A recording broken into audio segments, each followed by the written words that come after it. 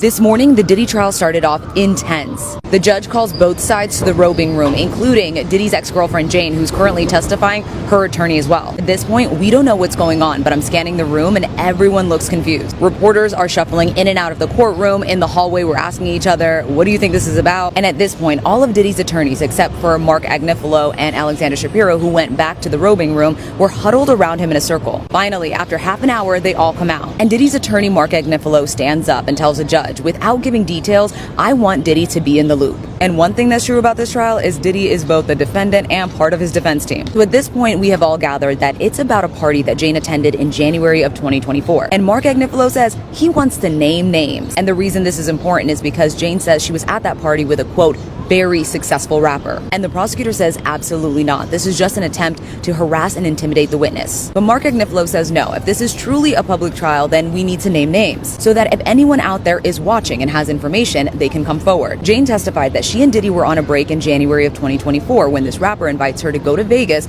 for his girlfriend's birthday. She flew there on his private jet. She says they went to a play, then to a birthday dinner, and then to the strip club. Now, through the defense's questioning, we find out that he is a very successful rapper who knows Diddy well, who is very close to Diddy and recorded with him. At this point, all of us in the courtroom are trying to solve this like a riddle. Now, at this birthday dinner, Jane says that she runs into Anton, who's one of the entertainers that she and Diddy regularly use. Diddy's attorney, Tenny Garagos, asked her if anyone thought it was awkward that they already knew each other. Jane, in her soft, matter-of-fact voice, said, no.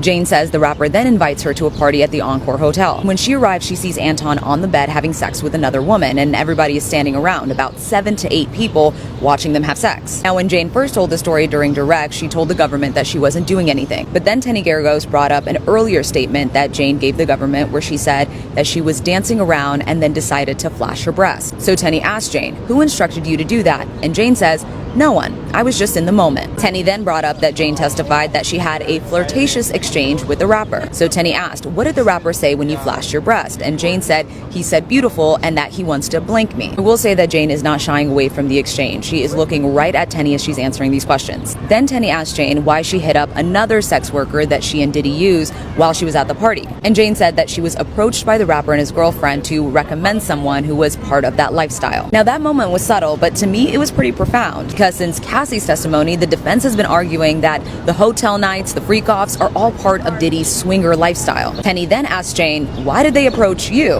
And Jane says, I don't know, maybe I gave them that vibe, or they thought me and Diddy did that. During a later video, I'll go over the rest of Jane's cross. The defense is expected to wrap up with Jane sometime this afternoon.